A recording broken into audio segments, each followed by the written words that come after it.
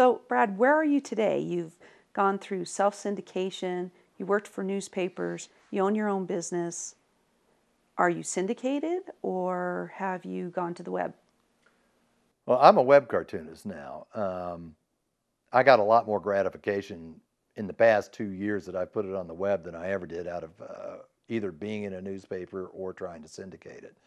Um, and the main reason is that readers respond to it.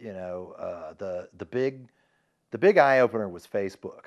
When I put my cartoons on Facebook, and all of a sudden people, and I was so illiterate to the web that the first time somebody posted LOL underneath it, I went to a woman in my office and I'm like, what does LOL mean?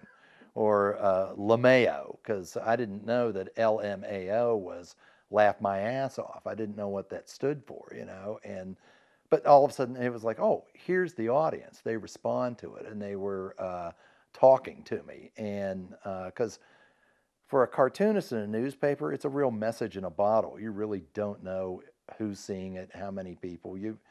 It's much more isolated. The web has been a lot more fulfilling experience for me.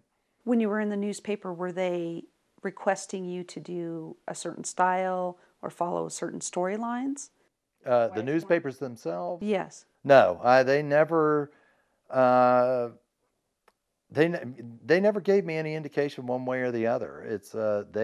I pretty much could do what I wanted as far as the strip went. Basically, you just heard crickets and you didn't get feedback from the people reading your strip or from the paper itself. You'll get feedback if they hate it. That if they don't like it, it's like if they're enjoying it, that's never enough inspiration to write you a letter and say thank you for doing it. But if they hate it, fury will drives people to write a letter and send it to you. And I had a couple where the people were convinced that I was going to hell because I commented on something that offended their religious sensibility, which has never been wasn't the purpose of the cartoons. But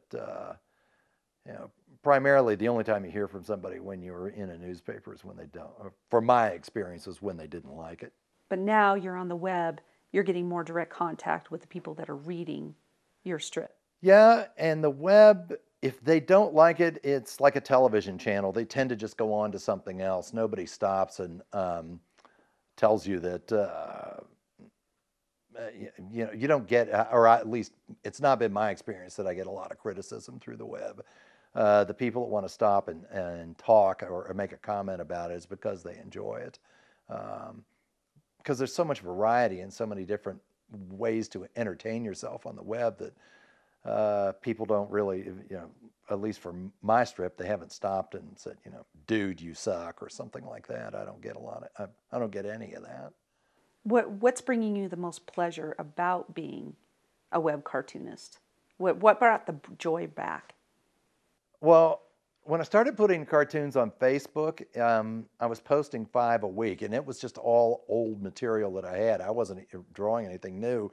But when I started getting an audience response, I was like, oh, this is cool. And I realized that I was going to run out of material rather quickly. And so I just sat down and started drawing new cartoons again. And the real eye opener was sitting at a drawing table drawing.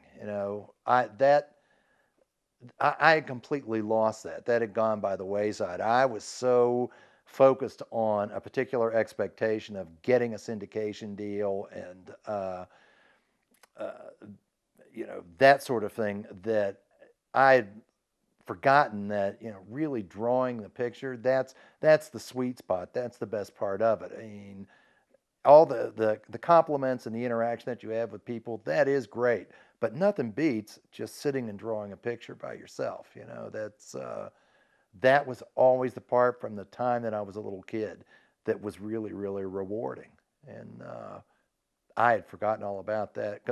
And after going 7 or 8 years without drawing any pictures, all of a sudden that was fresh and that was new. That was the part where I was like, oh, yeah. I remember leaning back after I was finished and just going, oh, that was what it was all about. So you got the spark back. Yeah, it's like that's where the win is. That's the best thing about this. Tell me about fundaymorning.com.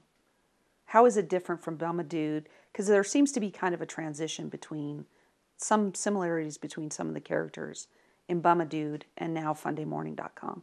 Well, FundayMorning.com is it's a lot more personal, and it's a lot more.